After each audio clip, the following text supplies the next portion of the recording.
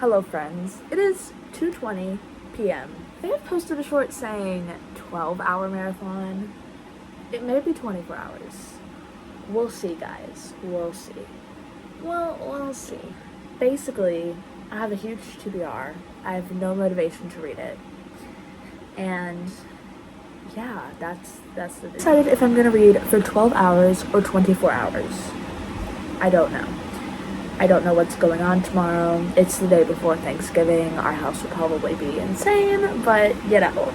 I've got my Winter Wonderland Alani, as you do, and I think the first book I want to start is Maybe Another Life, but not start right now, because right now I'll clean the entire house because we're hosting Thanksgiving. So while I'm cleaning, I'm going to go on Hoopla and find a random audiobook and listen to it.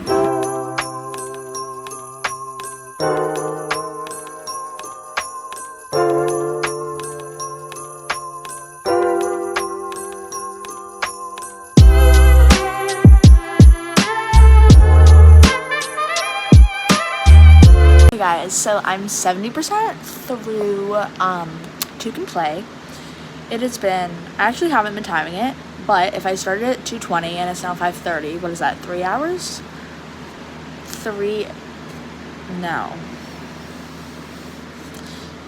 It kind of been 3. Subtract the 30 minutes that I was at voice lessons, but it has basically been 3 hours, more like 2.5 because I was at voice for a bit, but wow, okay. Yeah.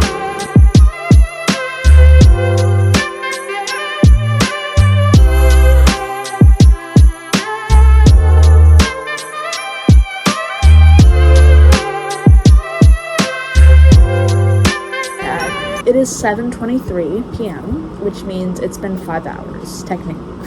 4 hours because I had to eat dinner and go to voice, but I just finished Two Can Play by Ali Hazelwood. My first Ali Hazelwood book. I know she wrote, well, I would be a liar if I said I haven't read snippets of The Love Hypothesis, but I've never read the full book. I loved the guy in it. At first I didn't like him because I was like, man, he's such a jerk. But then when it got explained, I was like, oh my goodness, like it's the girl's fault. But it's not. It was literally her fault. And the book was like the jump cuts in story were killing me. Literally one part, the jump cut was so strong that I had to rewind the audiobook to make sure I shrugged and was like, we'll see how it goes.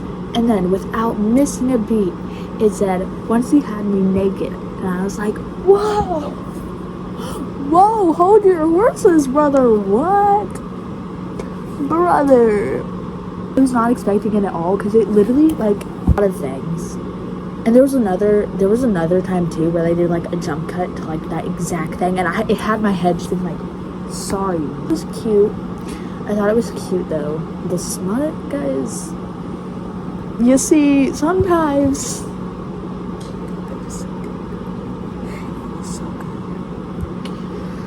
it was really good. Whoa, who said that? I'm tempted to write that in my Goodreads review. Okay, book 1 done, and yes, we probably are gonna make this a 24-hour readathon. We've got 2 options. We have Maybe Another Life, and we have a novel love story. No, I don't want to read either of these, to be honest with you. That's me biting the bullet. We're just gonna go with this one. We're just gonna do it. Commit. Full force commit.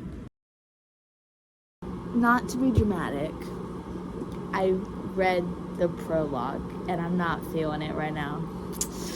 So you know what we're gonna do? We're gonna really bite the bullet. Bite the bullet. The bullet that's been shooting. This is the bullet. Ready? This bullet has been coming at me all year and all of last year. Have not bit it. Haven't looked its way. I've actually been dodging this bullet. It is time, because I have read the first 40 pages of this book. So I remember what happens. Like, I actually very vividly remember what happens, but I'm just gonna fully restart it to like get it fresh in my brain.